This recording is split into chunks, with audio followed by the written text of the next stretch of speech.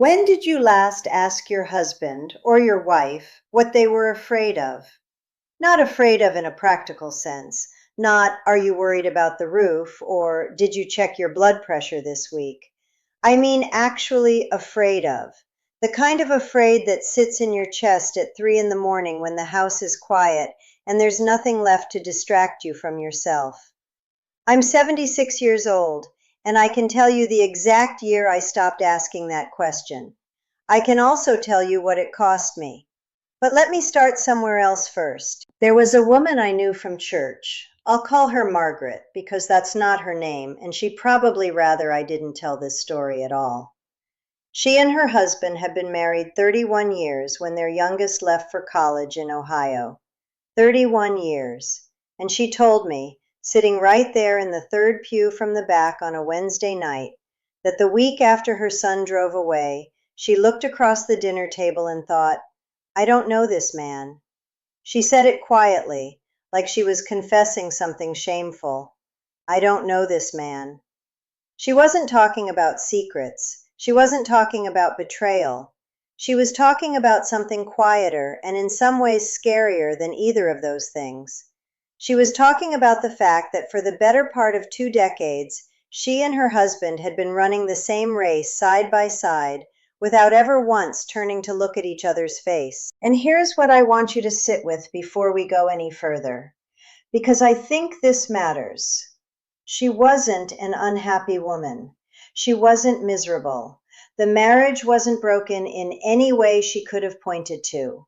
They got along fine. They made decisions together. They raised 3 kids who turned out well. On paper, everything was perfectly acceptable. That word, acceptable. I've been thinking about that word for years now. There's a difference between a marriage that works and a marriage that's alive. And most people over 50, I'd say most because I've lived long enough to have seen it happen to couples I admired, couples I envied, couples I thought had figured something out the rest of us hadn't, most people over 50 are living in marriages that work. The bills get paid, the schedule gets managed, nobody's screaming. And meanwhile, somewhere in the last 10 or 15 years, the actual person sitting across the table from you became someone you recognized but didn't really know anymore. Therapists have a clinical name for it. They call it emotional disengagement. I call it the slow drift. And the reason it's so dangerous, more dangerous, I'm told, than fighting, more dangerous than a bad patch or a rough year, is because it doesn't feel like an emergency. Fighting means someone still cares enough to be angry.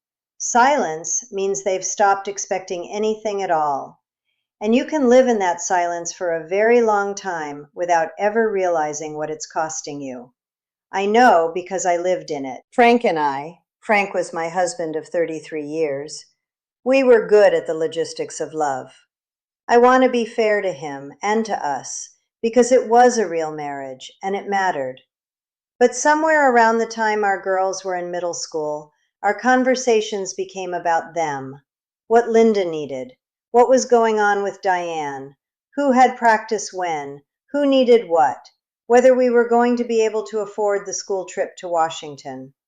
And that's not wrong, that's parenting, that's just life. But we never noticed that we'd stopped talking about anything else. I couldn't tell you what Frank was afraid of in the last 10 years of his life. I could tell you what he liked for breakfast and what made him laugh, and that he had a terrible habit of leaving cabinet doors open and never once apologizing for it. But what kept him up at night? What he dreamed about? What scared him about getting older? I don't know. I honestly don't know. And he died in 2004, and I have carried that not knowing with me for over 20 years. Now here's where I need to say something, and I want you to hear me clearly. I'm not telling you this to make you feel guilty. I'm not standing here with a list of everything you've done wrong. I'm telling you this because there is a version of this story that doesn't end the way mine did. There is still time, if you have it, and some of you do, to turn toward that person and actually see them, Not the version of them you've been carrying around since the 90s. Not the person they were when your kids were small and you were all running so fast you didn't have time to be afraid of anything. The person they are right now, today. But I want to tell you about something that happens that nobody warns you about. A woman I used to work with at the school, she was one of the teachers, taught fourth grade for about 20 years, one of those people who could quiet a room full of 9-year-olds with a single look.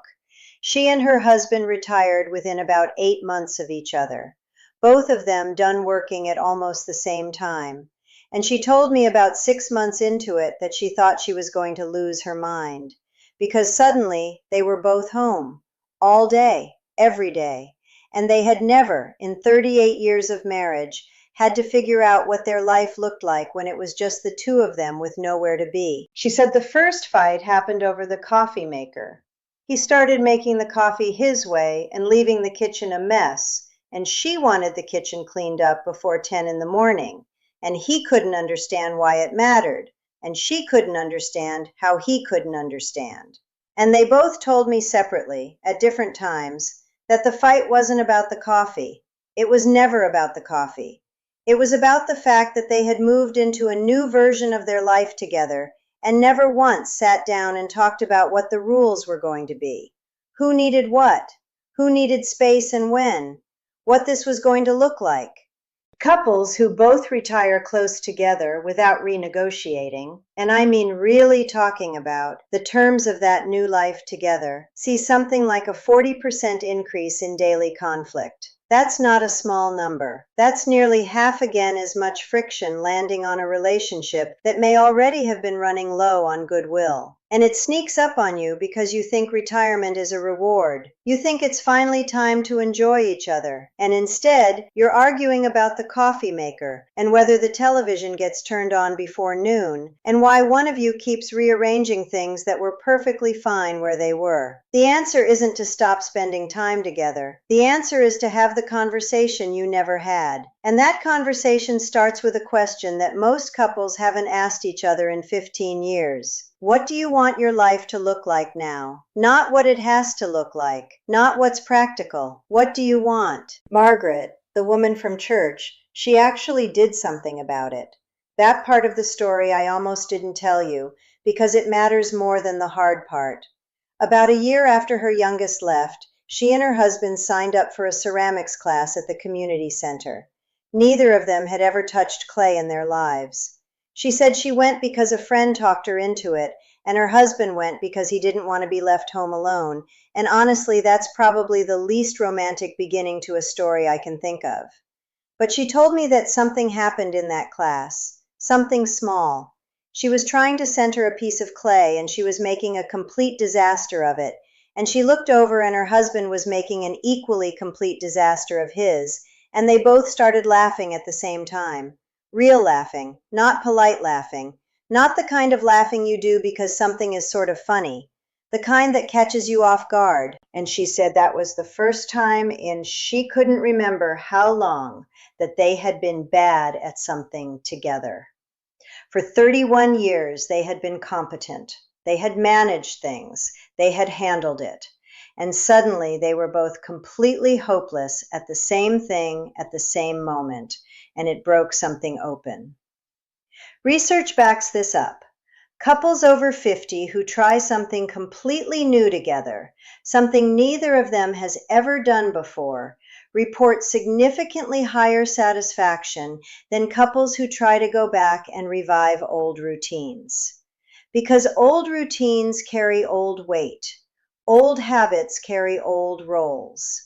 But standing in front of a pottery wheel with no idea what you're doing, you're just two people again.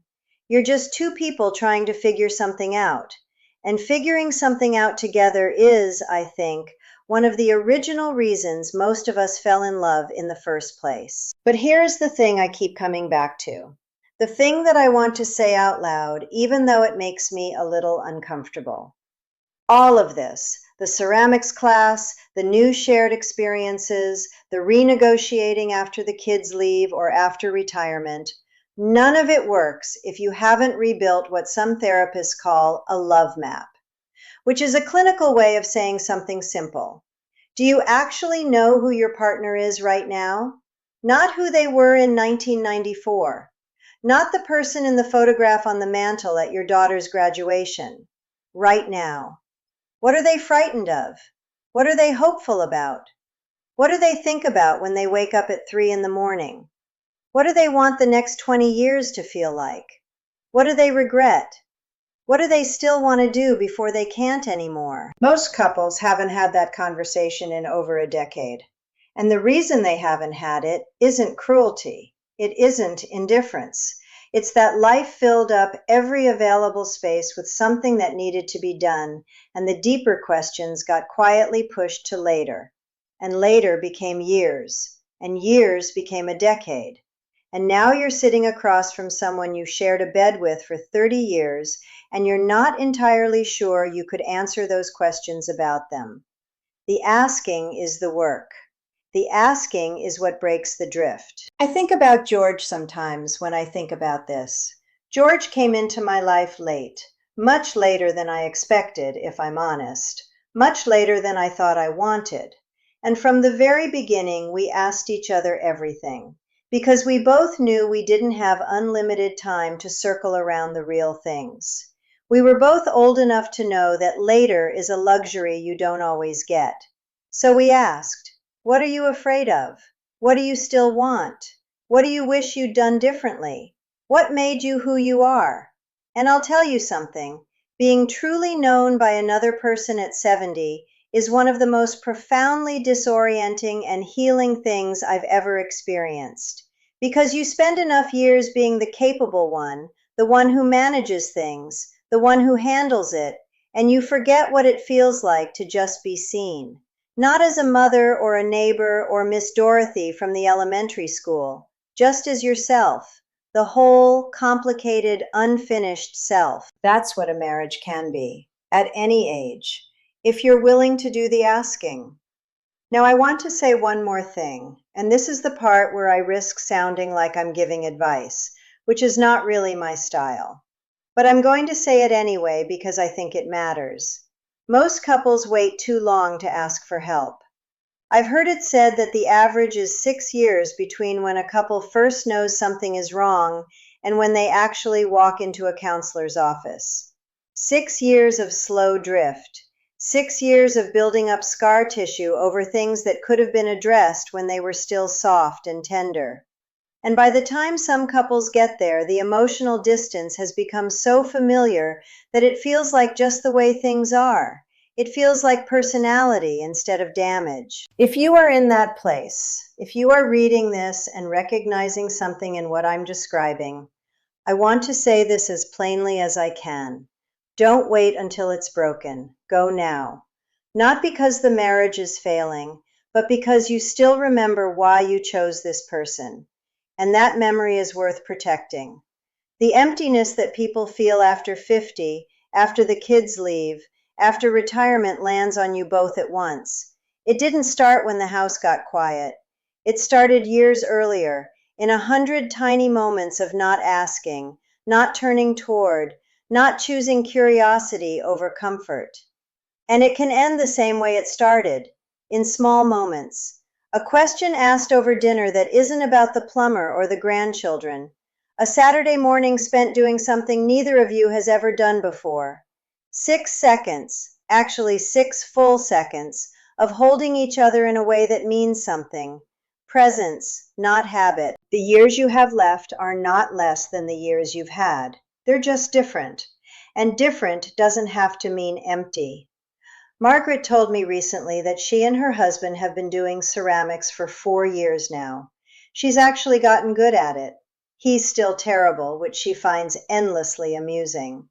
But she said the class isn't really the point anymore. The point is what they talk about on the drive home. That's it. That's the whole thing. What you talk about on the way home. If this reached you today, if something in here sat with you or reminded you of something you've been quietly carrying, I hope you'll leave a comment below and tell me about it. I read every single one. And if you want to keep having these conversations, subscribe so you don't miss the next one. I'll be right here. Take care of each other.